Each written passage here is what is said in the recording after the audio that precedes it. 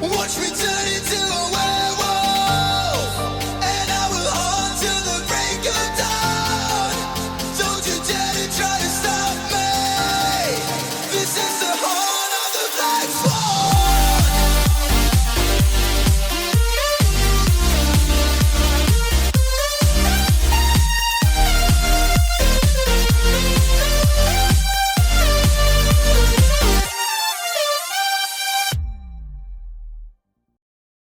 Hey, what's going on, Insomniacs? Midnight Sun from the desk, making everything shake. I want to preface this video by saying it is incredibly long, yes. However, if you guys are only here to watch an install video for the boost gauge or for the air fuel gauge or for the water temperature gauge, there are separate videos for each of those three gauge installs. Obviously, it's specific to the Mazdaspeed 3, but if you want to see kind of how it works in general for a GlowShift gauge of that type, there will be individual videos for those. This is just the culmination of all of the footage, of all of the time and effort that I put in order to get these gauges into my car, the Mazdaspeed 3. So, if you don't want to see this full video, there will be a link down in the description, so if you do come across this one but you only want one of the other ones, check out down below and just hop over to that one instead. It has arrived. GlowShift. Check it out, my dudes. Oh boy, I'm so excited. So excited. We got 3 different gauges. We got a wiring kit. We got the full A-pillar swap piece. I really hope that matches in color. It's supposed to. A couple of stickers. 10% off my next order. Well, this is pretty dope. It's, I don't know what this is made out of. Some sort of a plastic. It's definitely an interesting texture, though. A lot different from the factory one. We'll do a side-by-side once I take it out. But yeah, so this is going to be the replacement A-pillar on the driver's side, and then you got your 3 gauge pod slots. And then I decided to go with, and these are the tinted ones, which they don't really seem very tinted to me, but that's what they said. Anyways, GlowShift does have a ton of different gauge options. They've got exhaust temperatures, they got intake temperatures, they got oil temperatures and pressures, they got manifold pressure, mass airflow, legitimately anything that you can think of. And then they got 3 different types. They have the tinted version, which is what I got, which I was hoping that it was going to be like a completely black circle, because that's what it shows, as you can see in the picture. You know, I was expecting it to be just straight black when there's no backlight on it, and then once the backlight comes on, obviously it shows up. So that's kind of the look I was going for. But anyways, yeah, so they got the tinted, they got the white, and then the clear black. And so, well, the clear white, clear black.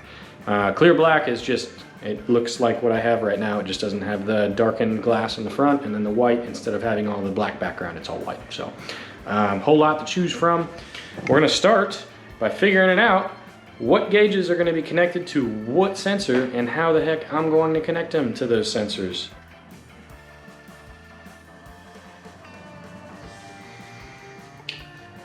I don't think this is going to be too bad. I just pulled out the first gauge, which is the boost / vacuum.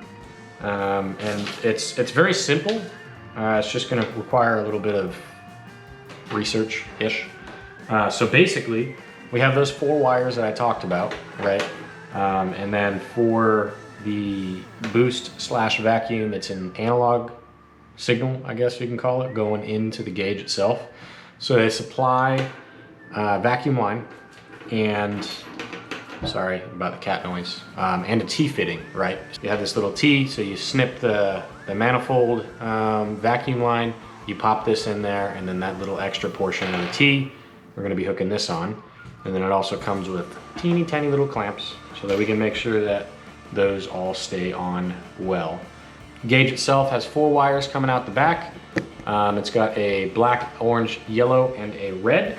The yellow is for a constant power source, basically, so that the gauge can have memory, right? So it remembers so it remembers what color you had it set to when you had the car running. And the black is obviously ground, red is for whatever your keyed power source is, right? Yeah. And then the orange hooks into your headlights so that it dims when your headlights turn on. So all that's pretty straightforward. Oh yeah, and then that little brass fitting right here is where the other end of that vacuum line is gonna hook into. Oh my God, these cats. But yeah, and then I put the little sun shield on here. Honestly, in the future, I'm probably gonna end up taking this off and putting the wrap on it that's the same color as the car, or painting it some similar type of blue. But then you also have this bracket right here. Now they did state that if you have a GlowShift A-pillar, you do not have to use this bracket in order to hold the gauge in place, because the A-pillar is gonna be enough. But if you wanna use it anyways, just in case, which I think I will, just so I don't have random parts that I didn't use. Super simple. This slides on right there. And then you have washers and nuts in order to just thread onto the back, just to hold it on. I just can't wait until tomorrow. I am just way too excited. So I'm gonna flip the camera around and we're just gonna tap the power leads onto the battery so that we can see this gauge kick on and see what it looks like. Hopefully it's sick. Yes, that looks so cool. That looks so cool. And then we can press this button and it'll change the color, right? Got a whole bunch of different color options. And there's the dim. So this is what it looks like full brightness, and that's what it looks like dimmed. That's just me being super impatient. Now it'd be cool if, like, when the car kicked on, it would do like the full range of motion thing, you know, once it powers up. I'm gonna turn this on real quick. I wasn't sure if it was gonna do something like that. Obviously it doesn't. So what I'm gonna do here is we have our pillar. I'm gonna get the gauge. Gauge face is mounted inside of the pillars where I want them specifically, right? And then from there, we'll hook up the rest of the wires and cables and that kind of stuff. That way when we get to the car, all we gotta do is swap out the OEM A-pillar, put in this one, take the dash apart, and then run some cables and vacuum lines and stuff through the firewall, which we'll be able to do all in one go.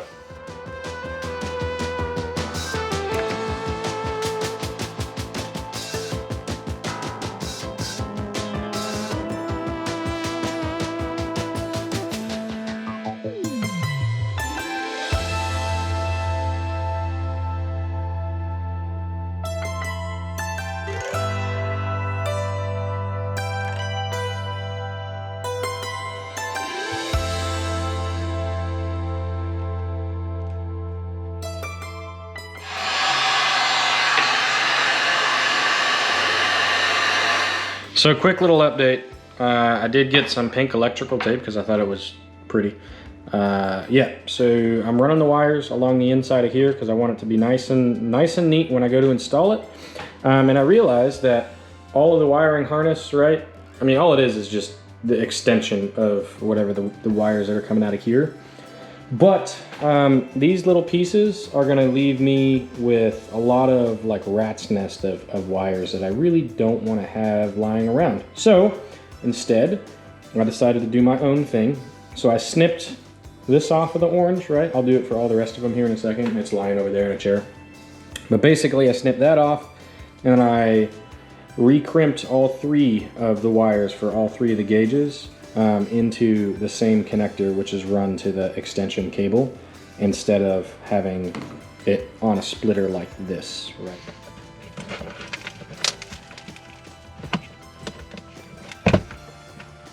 You have one clip right there, and then another one that's just kind of like resting. It's not an actual clip, it's just like a guide. And then the clip goes in here, and then this little twisty piece just kind of holds it in place. I don't know why it's there, but it is. So it turns out the gauge pod is actually supposed to go over top of the factory A-pillar, which is super unfortunate. And it's gonna go over it somehow like that-ish. Which sucks, because that means that all my wiring was for nothing. So I will say I'm a little bit disappointed in the fit of this.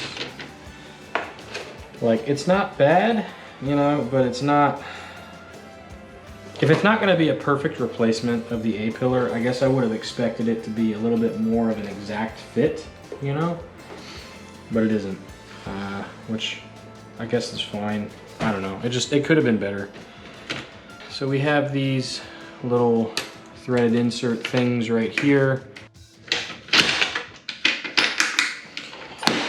Okay, well, now that that is installed and good to go, allegedly, plenty strong to hold it in place. So the wiring is now redone and looking better than ever.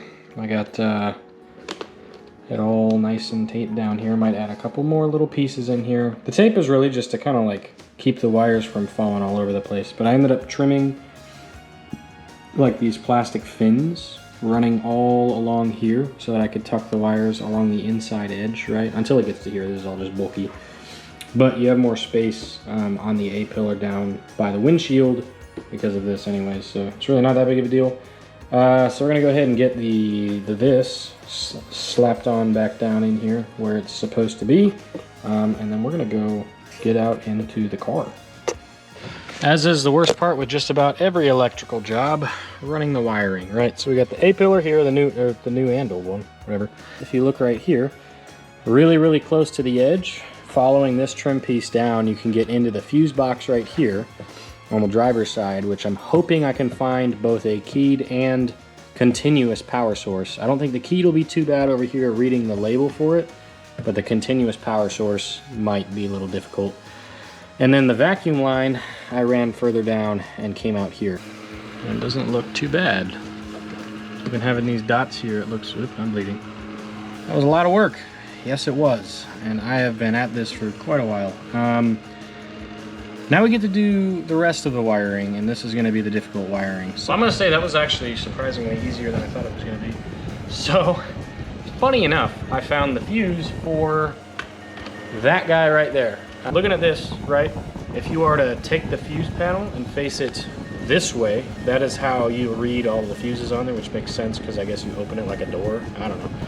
Anyways, so in the second from the bottom row, the fourth fuse down or to the right is called outlet 15 amp, and that happens to be what I hooked up all that stuff to in a previous video. If you haven't seen that, I do more wiring thing. That one's continuously powered by the battery, which makes sense. That's why I put that button in there.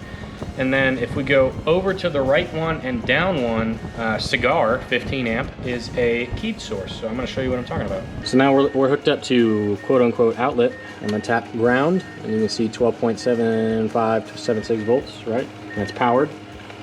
I know the car is beeping. The key is in, but it's not actually on the on position, right? So if I tap the next one, 0 volts. So now if I take the key to accessory mode, which turns on everything except the engine, now you can see 12 point blah volts, which means that is a keyed source. So this one right here, which has a 15 amp fuse, and I just put another 15 in there, is for the continuous power, which I believe is the orange cable. I'm gonna look at that again, but I don't remember. And then the one up and to the right, just one, is your keyed power source. Conveniently enough, we're gonna do some more crimping. So basically, I'm just gonna trim these wires to probably about here. That way these can curve up and just kind of go there, and then I can tuck them down in. Then of course the grounds, I'm gonna run down to, there's a little screw right here. I don't know how well you can see it. It looks to be an 8 or a 10 millimeter, probably a 10 millimeter. So I'm gonna undo that, and that's where I'm gonna hook up my ground. Okay, so we have both the continuous power, which is the yellow one, and then the red one, which is the keyed source, and then the ground all installed. And now we get to test it out for the first time. Key in. Ooh. Oh shit! Oh, that's so cool. It's got like a pulsing color mode kind of thing. Oh, that's so sick. So it's the next day, and I've already found me my light source. So I went into the fuse box up under the hood of the car. So if you look at the car, down here on the driver's side, that's where your fuse box is. Now when you pull it off, you're gonna pull it off like this. But if you rotate like up this way, that is the orientation of the fuses in the fuse box, right? So I was looking through here, and there's one right here called tail, which is that fuse right there. You can see right below that 7.5 and to the right of that 15, and that is indeed a light source. So I have our out of fuse. We know where that's going, which means that we have to run that one also through the firewall. So now comes the fun part. I have to take the battery box out, I'm pretty sure, in order to have any sort of access in there. And it's going to make it easier to see anything, right? So I'm going to disconnect the battery. There's a cover that goes over top of this one as well. You can just kind of figure out how to take that off. I'm going to pull the battery out, which I think is these two 10 mils right there. You've got both of these plugs running to the ECU, and then I think there's 2 or 3 like 10 or 12 millimeter bolts underneath the battery, and that'll allow us to remove the entirety of the battery box. So I'm going to do that. See you in a second.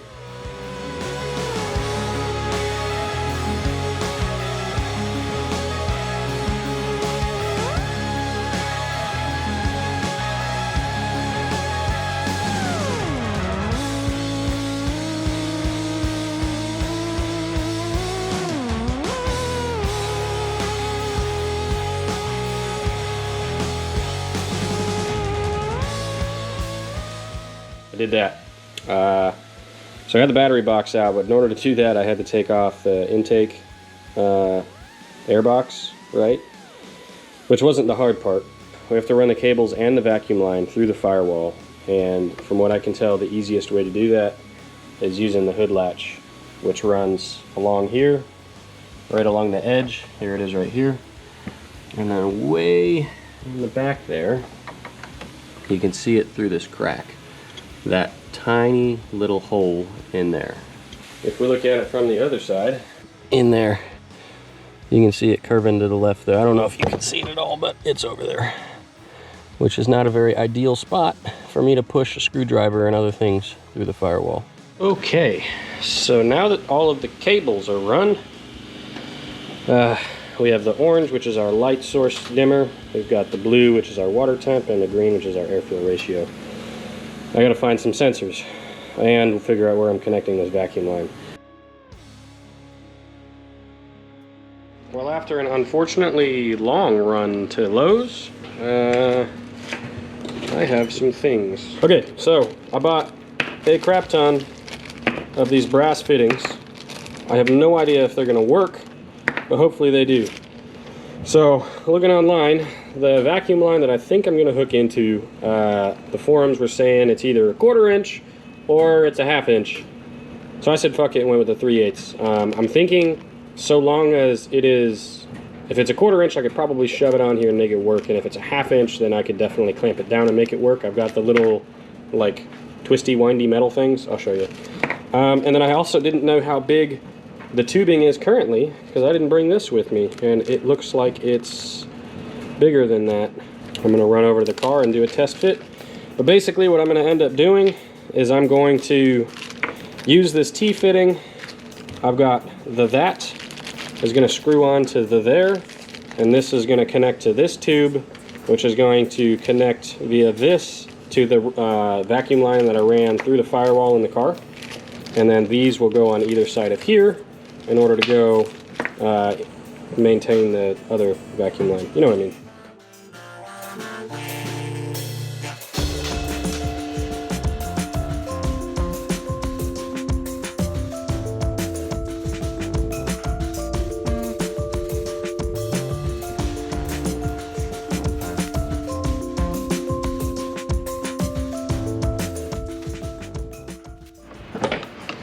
So I gotta go back to Lowe's because, well, that didn't work.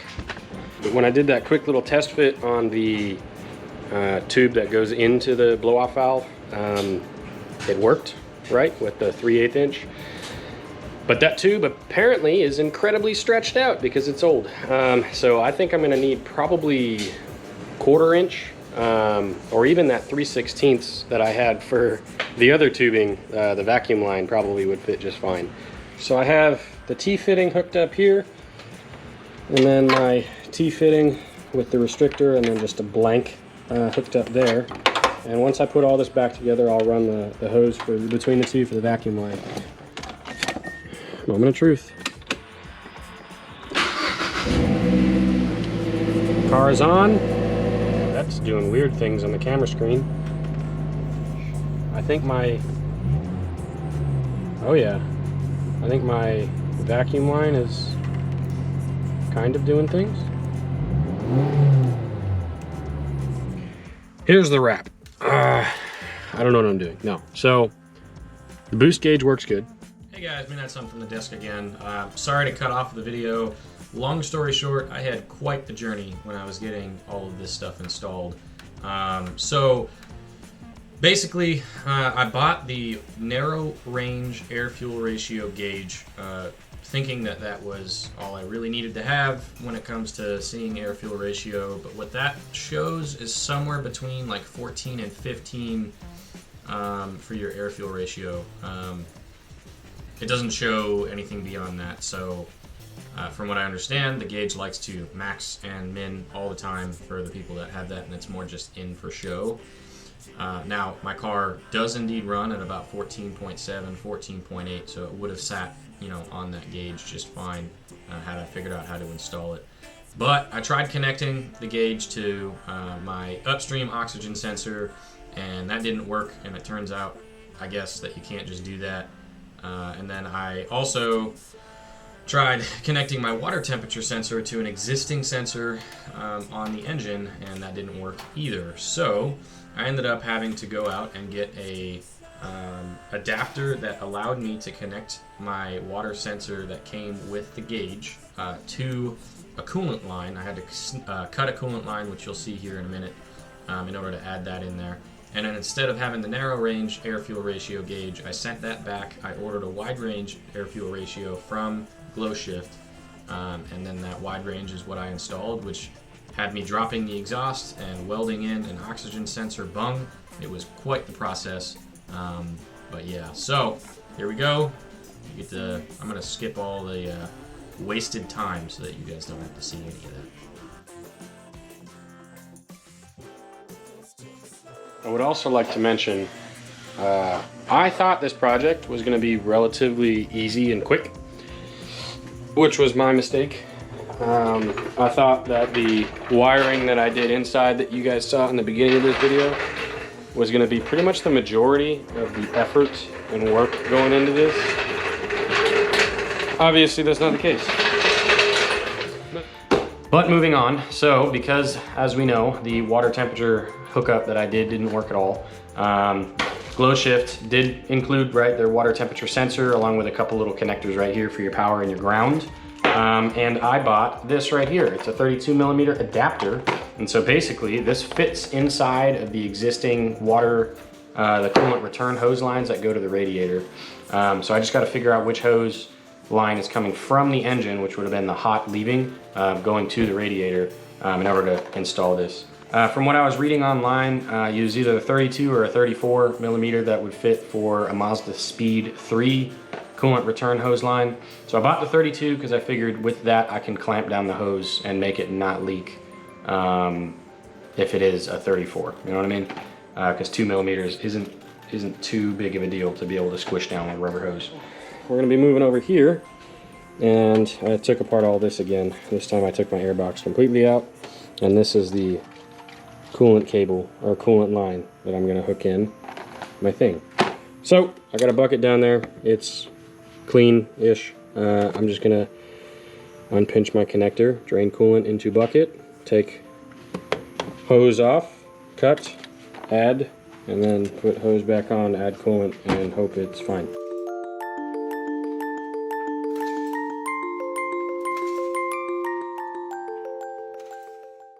Oh, there it is! Oh shit! Got him. That smells like shit. That smells like coolant. It smells like fucking formaldehyde. Oh god. There's no turning back now. Yeah, I guess it's probably a good idea to cut off an extra Like an inch, I guess. inch or so, just for the sizing. So I guess I'll do that.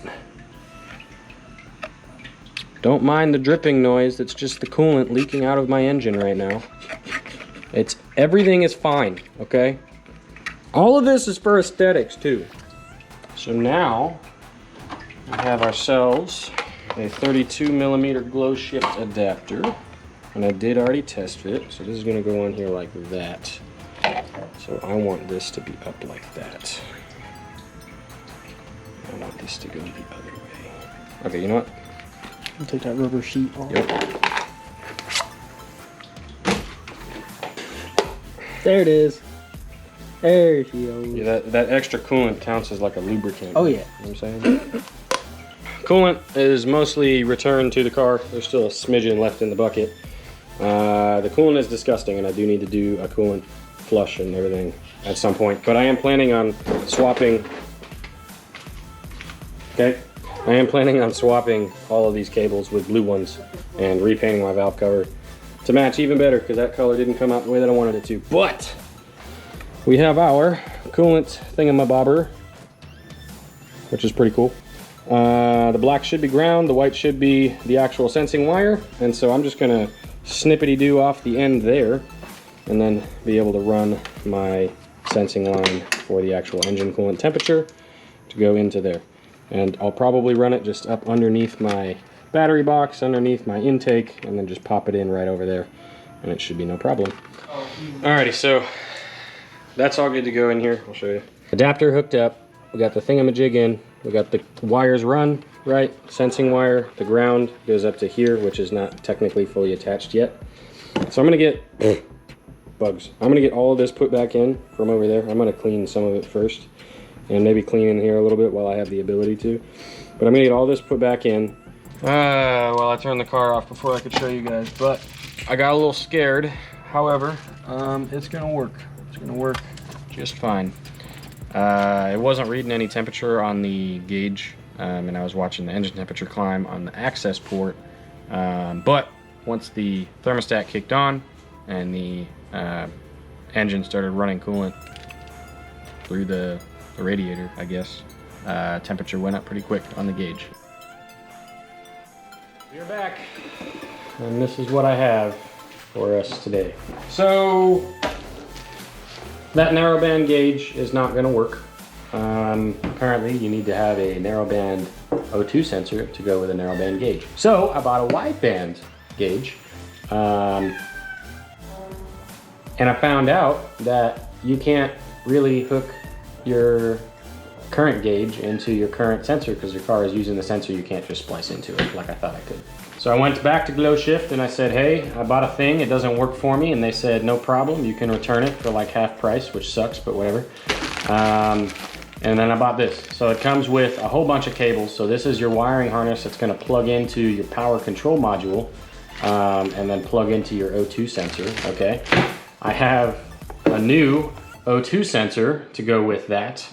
I have the, still keeping with the tinted 7 color series, right? But I have a wideband air fuel ratio gauge, which is great. And then I have these 2 more cables that come with it. So or 3 more, sorry. Obviously you got the gauge, okay? Makes sense, it's cool. And if you look at the back of the gauge, you got 2 plugs going on here. You have a 3-prong and you've got a 5-prong. I'll tell you what those are for here in a little bit. And then you open the box a little bit further. Naturally, you got your thingamajig right here, right? Which slips slippity-doos over top. Oh my God, cat. Also inside of this, we have, of course, your little screw bracket ports that go into the back of the gauge. You have your standard warranty thing, your instructions for how to install it, but then you also have an O2 sensor bung for your stock exhaust. So basically, this is, I think, a 3/4 hole. Is the outer diameter of this inner hole right here. So I'm gonna drop my exhaust, drill a hole right around the Upstream oxygen sensor, and add this new one in there.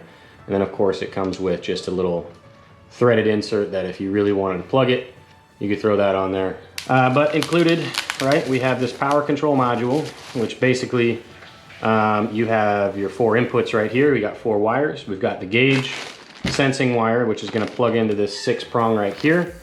We have analog output, which is going to be this one right here. That lets you hook into this for tuning purposes, but I have a cob access port. This is more for show. You have the supply going to the gauge right here, which is the 5-wire, and then you have your power input right here, which is a 4-wire. So that means that I get to rewire our orange, which is the headlights, our black, which is the ground, the red, which I think was the continuous, and the yellow, which is the keyed power source. But I'm going to hook those into the existing ones that I already have once I remove the old gauge. So that shouldn't be too bad. And then I'm also going to move my gauges around. I'm going to put the boost up top, air fuel in the second one, and then the water temp all the way down at the bottom. So I'm gonna move those around. All that's gonna have to happen in the car, so I don't have to pull all of the wires back out, so I don't have to rerun all of the wires. I'm still gonna have to run this cable through the firewall, which I don't know how I'm gonna do that. I redid my gauge cluster. I've got boost up top. I've got my wideband air fuel in the center, and then the bottom I've got my water temp. So those are good. I rewired those, I reconnected all those. These are the two cables running, one from the gauge and one from the power supply cluster of all the things that I have in there, going to my power control module for the narrowband or the wideband gauge. And then I have laying in the passenger seat over there, or on the floor, the cable that runs out to the new O2 sensor whenever I get that installed into the exhaust. What I did in fact get in the mail though is this guy. So this is our O2 sensor socket adapter, and so that slit right there is meant for the O2 sensor wires, and then it's a 7/16 or something, I think. I don't remember. So you got 4 bolts holding on the downpipe. So you've got one here, one on the bottom, and then 2 on the opposite side right in here. One on top and then one on bottom. Really hard to be able to show that to you, so you're just gonna have to get in there and feel with your hands. This is where the O2 sensor is, the Upstream O2 sensor. And I just kind of unscrewed it and pushed it out of the way. It was kind of rolled through this little coil piece right here, and then those little spring tabs were holding the cable harness off of the heat of the exhaust, aka the catalytic converter that's right there. So this is the engine right here. You've got your catalytic converter right there. And then if you work further back, you have a cross member right here, your resonator, and then it goes back to the back of the car where the muffler is, right? And so basically, in order to remove this, it's already not loose at all because I have other things attached to it. But long story short, we have 2 exhaust hangers right here that you can use an exhaust hanger little clampy wrench thing to pop off that I'm going to have to do. This center cross member is held on by 7 bolts, I believe. There's 3 on each side and then 1 down on the passenger side back. Unfortunately, the one on the far passenger side front, I may or may not have stripped out by ripping the bolt head off of the bolt. So that's fun. Oh, and then you got these 2 right here. So your catalytic converter. This is the passenger side, then you have 1 bolt here and 1 bolt here.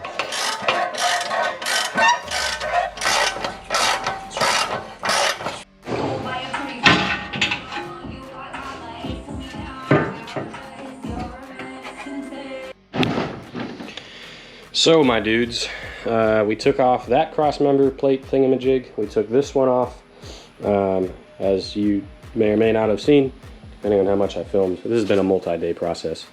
We got our catalytic converters out. I was under the impression that this one right here that was downstream of that cat, that's where our 2 upstream and downstream O2 sensors are, right? This would be the upstream, or sorry, the downstream O2 sensor, and then the upstream plugged in right there. So I was under the assumption that I only had 1 cat and that this was a resonator. If you look inside of it, it very, very much looks like a catalytic converter, which is quite interesting. So I might just have an upstream and a downstream catalytic converter. I don't really know. But we also took out the heat shield. I didn't film that part. Basically, there's 4 little tabs holding it into place. This one is torn off on mine, so I just ripped it off the rest of the way. But 2 of them are just these little body clips that you've seen around, and then the other 2, which were up by the upstream cat right here, up in the middle of the center column there are these little screw-off plastic pieces. So that really wasn't too hard to pull out, and then it just slid into the inside of the one that is further back. I've always wanted to do this. I am going to start my car completely open header. Well, I guess not completely because there's a turbo in the way, but close enough. Oh yeah, one other thing. This is your turbo seal.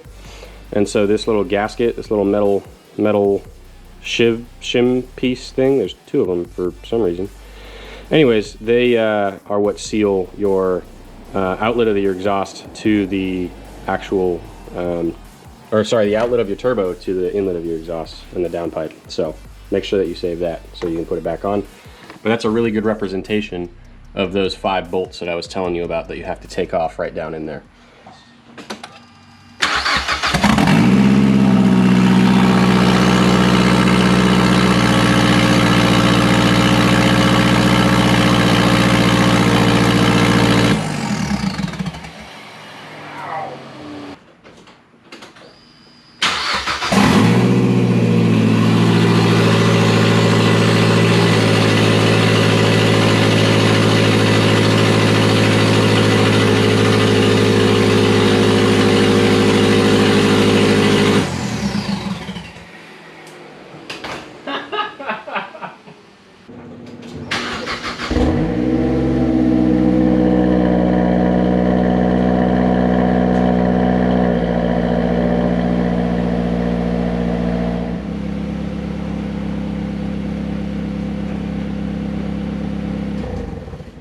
The next step is we get to drill holes in here.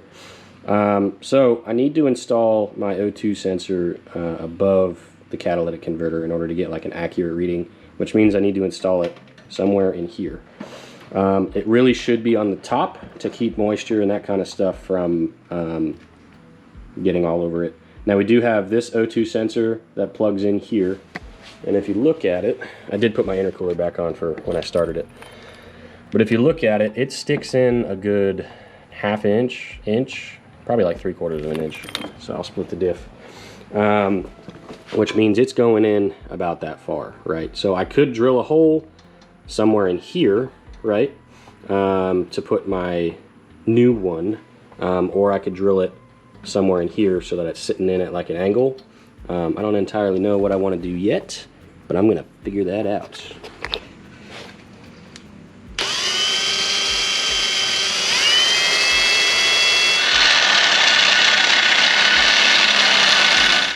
I did something else. I was trying to find where in the firewall I can run the sensing line for the O2 sensor. So here's the new O2 sensor that will be going into that slot that I am drilling out, that I haven't welded yet. And I ran the cable down along here behind this heat shield, which I cannot take out completely, or I would, so I could paint it. But it's run behind there, and I buckled it into the harness behind here, right? The plug that was included in the kit, which I then ran down here along the edge of your shock tower, right? And then right here up along this side, you can see where that plug is kind of sticking out right there, because it's just barely resting in there. And then because I couldn't find anywhere to drill through in here, and I couldn't get my damn drill in there to be able to make a hole, I started to, and it didn't work, so I stopped. Instead, I ran the cable through here, and I'll probably just zip tie it on right here or something like that. But it's going through the quarter panel, and it's coming out inside the door of the car. Now, right there. So the other thing is I was thinking I could drill a hole in along the edge of the door panel here, which I may do, but I'm gonna have to take the door off to do that. So that might be a future problem for me to deal with. But I figured I could drill a hole somewhere along in here and just add a grommet and then run the plug in through there. I thought about cutting a hole in the existing thingamajig here that runs for the door locks and all that sort of stuff, but it's all the way up in here and really hard to get to. Also, it's really tight, so I don't really want to get into that. I don't know what this little circle nublet thing is here, but there's a bulgy thing on the inside of the door, or underneath the glove box, that legitimately is entirely in the way.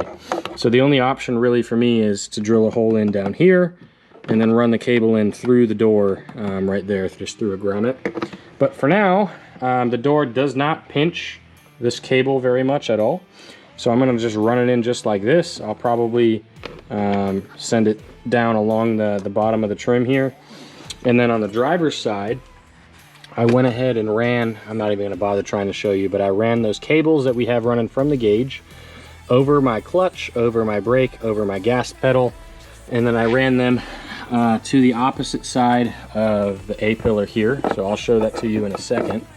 But I'm gonna take this cable after I route it up through here so it's not dangling down for people to get their feet caught on, and I'm gonna send it through that hole right there, which is completely open. There's nothing that it can snag on, and it opens up on the driver's side. That is where it's gonna come out. And as you can see, my GlowShift little box right here, I don't have it mounted at all. Maybe at some point I'll throw some tape in there. But long story short, this plate is gonna cover it, and it's gonna keep it nice and secure.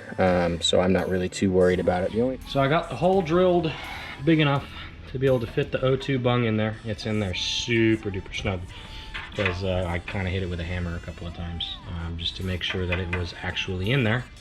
Here we go. Hell yeah.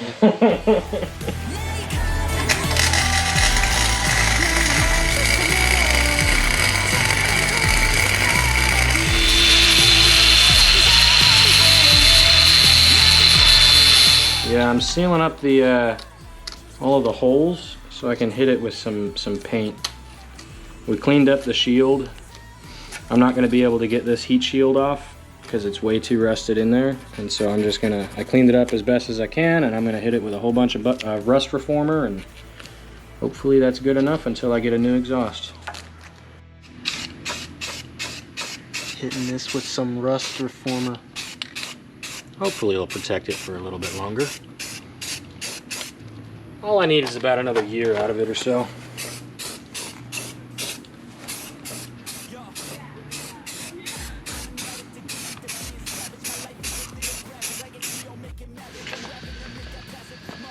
It's not bad.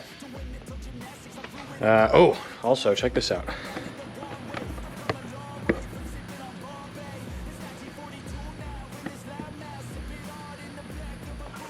How the fuck did I do this before?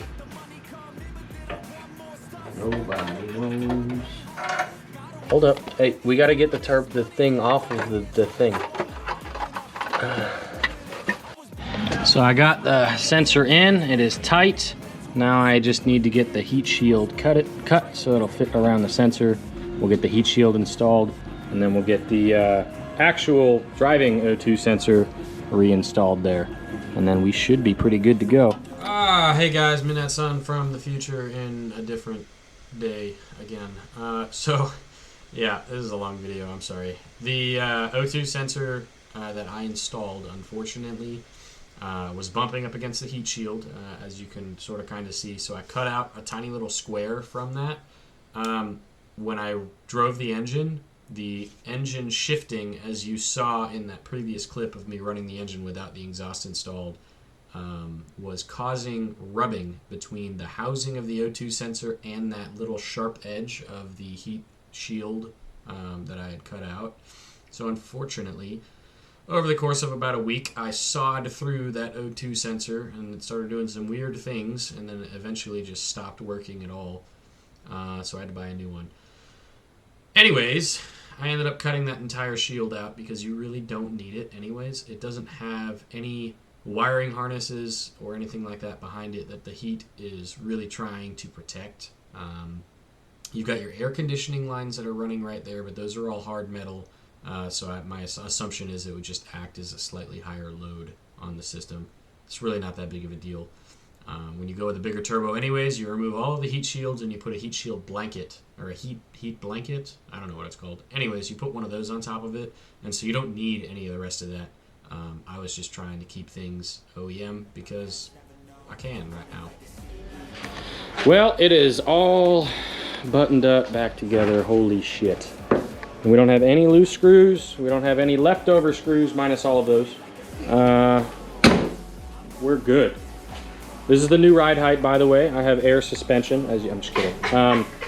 So we just rotated the tires, so I'm gonna get those all tightened down, and then I'm gonna hook the rear exhaust hanger back, or hook the exhaust back on the hanger. I'm not putting this in just yet, the second cat, because I want to start it and hear it with just the catalytic, the one catalytic converter, and then I also want to drive and make sure that the O2 sensor actually works.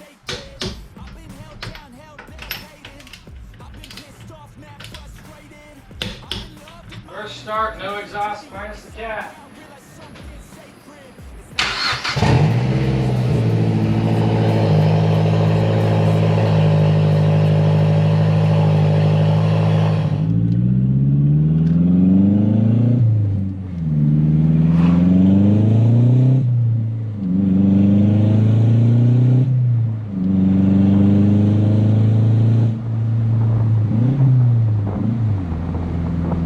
Damn, that's fucking dope.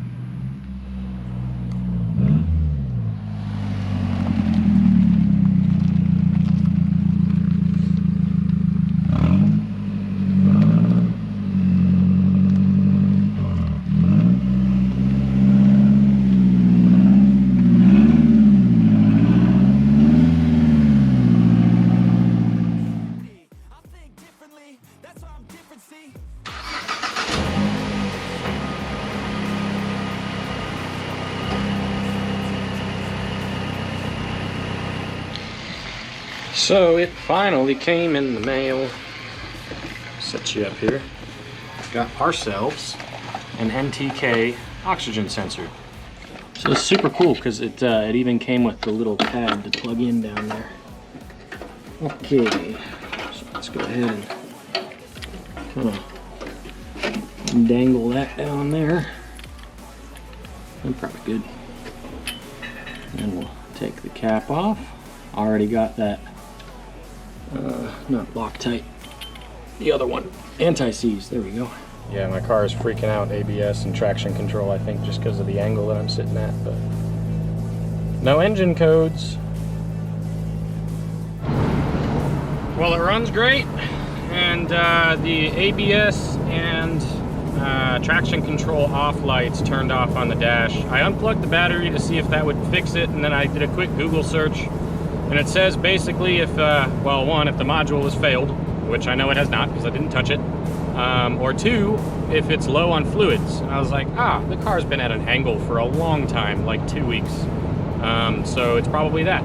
So I let the car heat up and then settle for a second as it is and started driving. And as soon as I started moving, those lights turned off. And it's running great. The gauges look awesome. I'll show them to you here in a second. Still got work to do because I got to finish painting those cross members and then replacing all of the bolts when I put it all back on. And then I also got new washers and screws to replace the ones that go over the thermal shields down there. So I'm gonna keep our finish going for my little spin here, and I'll see you guys at home. So we have probably one more coat to go on both sides of the bottom cross members. They're looking pretty good.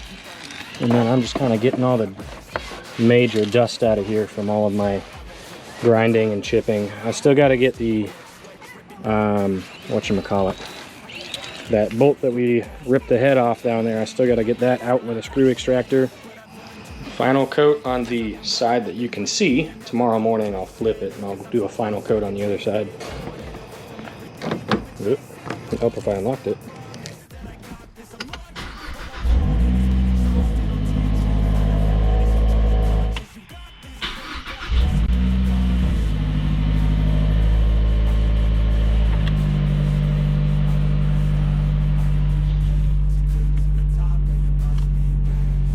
Hey, so I figured I would just kind of close out this video for you. Not a whole lot else to really say about it. It was quite the journey, but I have been driving around with these gauges in the car for somewhere around a month and a half now, and I'm really liking them. I didn't explain it too much because I was getting pretty frustrated with my whole filming process and how many issues I was coming up with during the course of installing these gauges. But I moved the boost gauge up to the top portion of the A-pillar because it is the closest to my eyes to be able to see. Another issue I have, and I believe that this gauge pillar is built for someone who is of shorter stature, because from my point of view, that is what the gauges look like. It cuts off about a quarter to a third of the next gauge. So I moved the boost gauge up here because that's the one that I really care about the most often. The air fuel I put in the center because that one gives me, I guess, you know, a decent amount of information of kind of how my engine is performing and how it's reacting, how it's doing. And then of course my water temp is the one that I'm looking at pretty much never, but I wanted to have an actual temperature gauge considering that the Speed does not have one in the center of the car. Also, I ended up the standard O2 sensor, the NTK that comes stock with the Mazdaspeeds and probably the other Mazda 3s, I really don't know. But you're not really supposed to clean oxygen sensors, I guess, but if you use a combustible cleaner, such as carburetor fluid, allegedly, then it's totally fine if you hit them with a little bit of that so you can clean off the soot. Anyways, I hit it with some carb cleaner. That was a terrible idea because it destroyed the sensor. I'm assuming that that is the reason why it died. Which is why I got those check engine lights for the issue with the O2 sensor, which sucks because that was about a $200 or $250 replacement. But that aside, I got the new one of those in, and then I replaced the Bosch sensor that hooks up to the air fuel ratio gauge after I sliced through the old one. I ended up taking out that heat shield instead of trying to cut a bigger square, right, which I already kind of talked about. So I just chopped it and took it out completely, which was a pain in the butt, but I didn't film any of that. And something else real quick that I also notice, as the O2 sensor is heating up, right, it takes a little while for the exhaust and all that sort of stuff to really get hot, and so you'll see a lot of flickering in the needle for the air fuel gauge, and that's totally normal. Once the exhaust gets hot and that sensor gets nice and toasty, then it settles out very, very nicely. And you can see a very quick reaction to the gauge itself whenever you rev. I'm a little upset or a little sad that the air fuel ratio gauge is a different color than the boost and the water temp. At least it's in the center, maybe, I don't know, because there's only 3, so there's not much you can do about it. But if you look at the different colors, whoop. Yeah, that's the rotational one. So it does indeed have the same settings as you go through, but the I don't know, the depth of the color, like this one's a little bit more purple than that one, which is more blue. If I go over to the green, it relatively matches pretty well. Okay, and I'll stick on the red. The red matches really, really well. The light blue matches decently. I would say this one is a little bit more aqua, and the other two, the water temp and the boost, are a little bit more, I don't know, kind of like a sky blue. Yellow seems to match pretty well. The purple matches really, really well. I do like the purple, and I really kind of want to run with the purple. But as I mentioned before, I like the look of the white with the dash. It feels like it flows so much better with the car. But the white of the air fuel wideband is a little bit more of a blue than the white from the other two. So the boost and the water temp for sure match perfectly, but I don't know why the LED color for the air fuel is different than the other two, so that's a little annoying. And there you go, the thermostat is opened up and you can see that needle reflecting on the air fuel, or correction, the water temperature sensor. So it does work really, really well. It tracks super, super close to what the actual engine temperature sensors are showing. I'm a little sad that it took so much effort to get these gauges in, but outside of the little bit of instructions that GlowShift gives you, you know, they're creating gauges that go towards any vehicle. You know, anybody that wants to throw this into their car, like my buddy, you saw that white F350 out there, he bought a boost gauge from them and installed it into his truck because he wanted to see, you know, boost that his diesel was making over time. So it's not specific to any type of car, which is why this video is so important to me, I guess, on my channel. And I had to chop so much footage. I gotta tell you, it was about 4 hours worth of footage that I had to edit down into this 1 hour long video. That means 3 hours of footage I did not include in this video, for your benefit, by the way, because there's really no point in seeing me sitting there cutting and chopping and doing all that sort of stuff. But long story short, the gauges look amazing, but it's a lot of work for you to get these installed. So it has to be something that you really, really care about, something that you really, really want to be able to do. My initial goal was just to have a water temperature sensor so I could see what my engine temperature was doing, because I'm so used to, on a vehicle, having that as an indication, right? Obviously I do have the access port, but I wanted to be able to have more information like mass air and knock retard and fuel pressure and that kind of stuff on the Cobb access port using existing car sensors. And so some of the less important ones, I guess the ones that I more want to be able to just glance at, are what I ended up putting on the A-pillar. So, hope you guys have enjoyed. If you have any questions, don't be afraid to drop down a comment. I answer them very, very quickly and to the best of my knowledge. If you guys have any questions on GlowShift or, you know, their gauges or anything like that, definitely check them out on their website. This was a very difficult project, but it did come out very, very good. I'm very happy with it. And I'm super excited for the next one. So I hope you guys have found enjoyment or some information in this video that helps you guys in your project car. I'd love to see your cars. You know, if you hop over to Facebook, TikTok, Instagram, whatever, find me, drop a photo of your build. I would absolutely love to see it, because I always need inspiration. You know, it's always a growing project and a growing hobby. So with that, I'll see you guys, I guess, on the next one. Midnight Sun out.